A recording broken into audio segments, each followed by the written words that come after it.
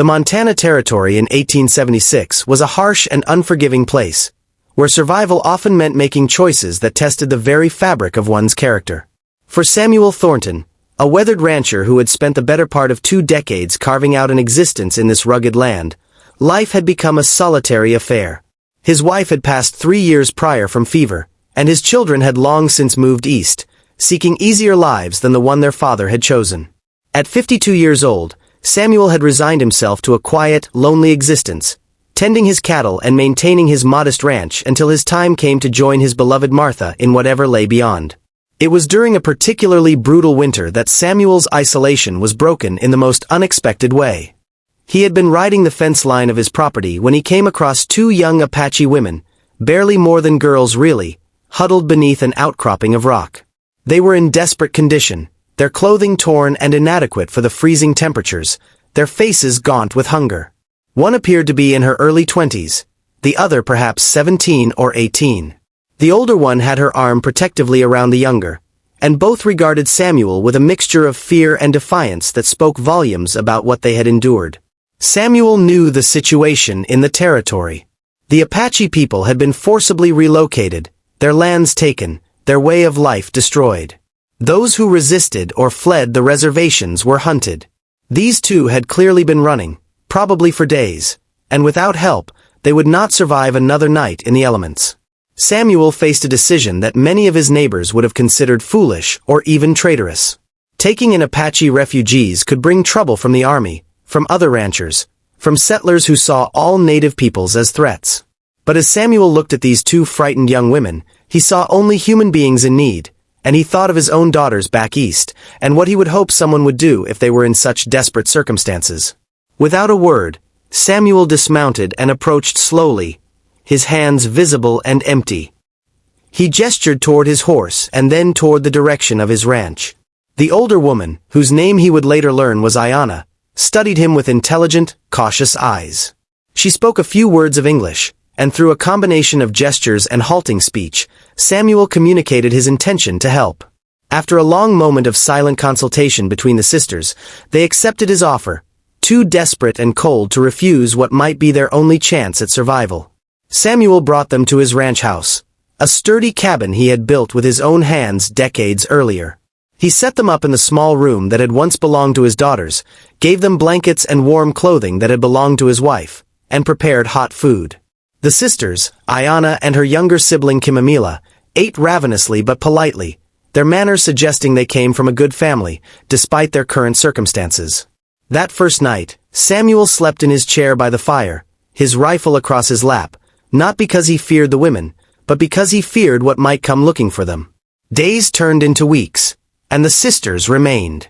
The winter was too harsh for them to travel safely, and truthfully, Samuel found their presence a comfort he hadn't realized he'd been missing. Ayanna proved to be remarkably resourceful, helping with tasks around the ranch despite her unfamiliarity with many of the tools and methods. Kimamila, once she regained her strength, showed a natural way with the horses that impressed Samuel deeply. They communicated in a pidgin mixture of English, Apache, and gestures, learning from each other daily. Samuel never asked about their past, respecting their privacy and perhaps fearing the painful stories they might tell. But gradually, through fragments of conversation, he pieced together that they had fled a reservation where conditions were brutal, where rations were stolen by corrupt agents, where disease ran rampant. Their parents and other siblings had died, and the 2 sisters had decided to risk everything for a chance at survival on their own terms. They had been heading toward Canada, hoping to find relatives who had fled there years before, when the winter had caught them unprepared. As winter began to loosen its grip and early spring appeared on the horizon, Samuel knew decisions would need to be made. The sisters could not stay indefinitely without raising questions from his neighbors. Already, he had deflected several visitors with various excuses about being ill or busy. But the nearest ranch was miles away, and he had managed to keep their presence secret thus far. He had grown fond of the young women, had come to think of them almost as surrogate daughters, and the thought of them leaving filled him with an unexpected sadness. His house, which had felt like a tomb of memories for so long, had come alive again with their presence. One evening, after an exhausting day of early spring repairs, Samuel settled into his chair by the fire, as was his custom. The sisters were in their room, speaking in low voices in Apache.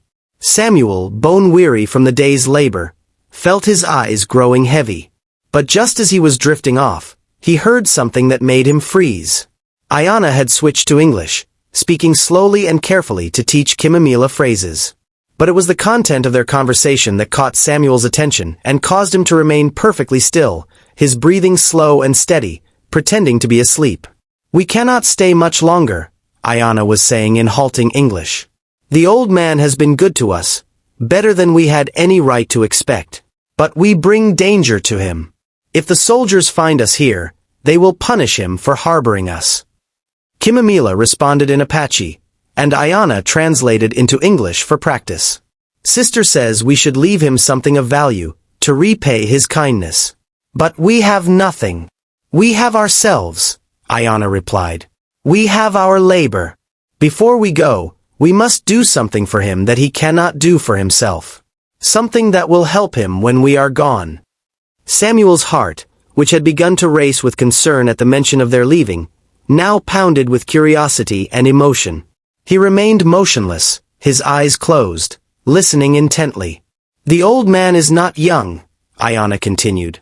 "This ranch is too much for one person. We have watched him struggle with tasks that would be easier with help. His fences are weak in many places. His barn needs repairs he cannot make alone. The coming seasons will be hard for him."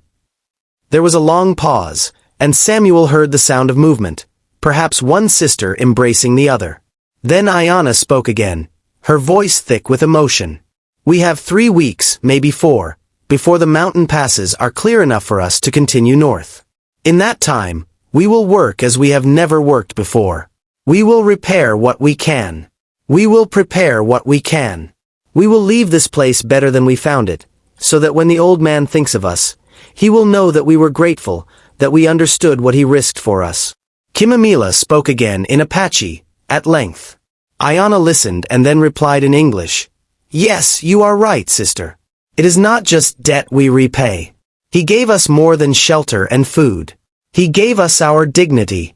He treated us as people, as equals, when the world sees us as animals to be caged or killed. He looked at us and saw daughters, not savages. For this, there can be no full repayment, but we must try." The conversation continued, but Samuel heard little of it. His eyes, still closed, had filled with tears that now ran down his weathered cheeks into his beard.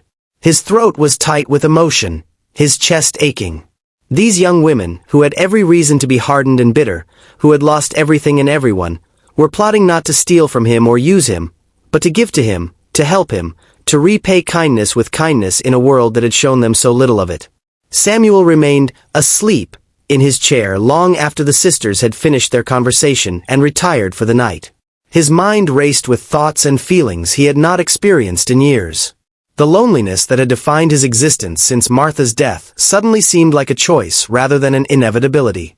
These young women, from a culture so different from his own, had reminded him of something fundamental about human connection and compassion that he had almost forgotten. The next morning, Samuel woke early, as he always did, and began preparing breakfast. When the sisters emerged from their room, ready to begin their day of secret labor on his behalf, Samuel was waiting for them. He had set 3 places at the table, as had become their custom, but this morning there was something different in his demeanor. "Ayanna," he said carefully, using her name with the respect he had always shown. "Kimamila, please sit. We need to talk." The sisters exchanged worried glances, perhaps fearing that their time had run out, that Samuel was going to tell them they must leave. They sat, their faces composed but their eyes betraying their anxiety. Samuel took a deep breath and began. "Last night, I was not as asleep as you thought." He saw Ayanna's eyes widen, but he raised his hand gently. "Please, let me finish. I heard your conversation. I heard your plans to repair my ranch before you leave. I heard you speak of gratitude and dignity, and I want you to know something." He paused, struggling to find words adequate to what he felt. "You have already given me more than you know. These past months, you have brought life back into this house, into my life. When I look at you, I do see daughters, as you said. I see the daughters I miss every day, the family I thought I had lost forever. And I have a proposal for you, if you will hear it." The sisters waited, barely breathing. "Don't go," Samuel said simply. "Stay here. Not as refugees, not as temporary guests, but as family. Help me run this ranch, not out of debt, but as partners. I am getting old, and this land is too much for me alone. I have no one to leave it to when I am gone. Stay, and it will be yours someday. All of it. I will make it legal, as much as the law allows. And if the soldiers come asking questions, I will tell them you are my hired hands, my wards, whatever story we need to tell to keep you safe." Ayanna stared at him, her face a mixture of disbelief and hope. She spoke rapidly to Kimamila in Apache, and the younger sister's eyes filled with tears. They looked at each other for a long moment, communicating in the wordless way of siblings who have endured much together, and then Ayanna turned back to Samuel.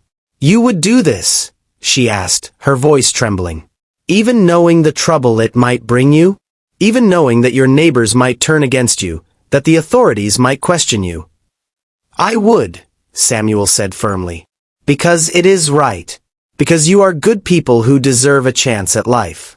Because I am tired of being alone. And because," he paused, his own voice now unsteady, "because Martha would have wanted me to.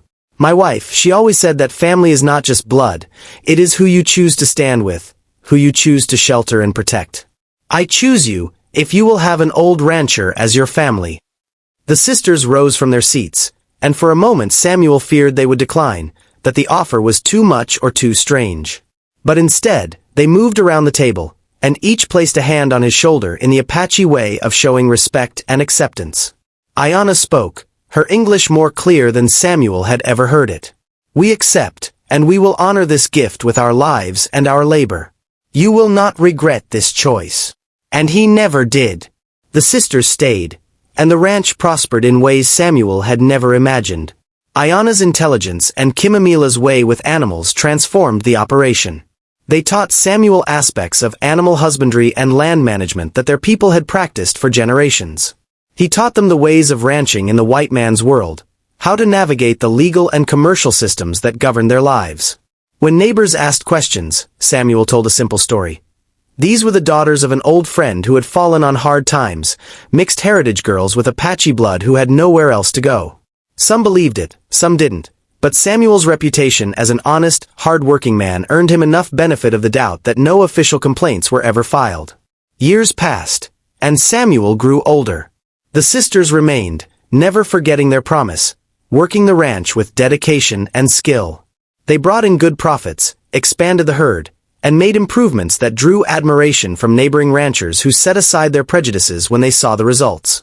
When Samuel finally passed away at the age of 68, surrounded by Ayanna and Kimamila and their children, he died knowing he had made the right choice. His last words to them were simple: "You were never a burden. You were my salvation." The sisters inherited the ranch, as Samuel had legally arranged despite the complicated racial laws of the time. They ran it successfully for decades, eventually passing it to their children, who passed it to theirs. The ranch became known throughout the territory as a place of integrity and fair dealing, a legacy that began with an old rancher who pretended to sleep one night and heard a plan that changed his life forever. The story of Samuel Thornton and the Apache sisters became a local legend, told and retold with variations over the years. But those who knew the truth understood its simple, powerful message: that compassion knows no boundaries of culture or race, that family can be chosen as well as born, and that sometimes the greatest treasures in life come from the moments when we choose to listen, to understand, and to open our hearts to those the world has cast aside.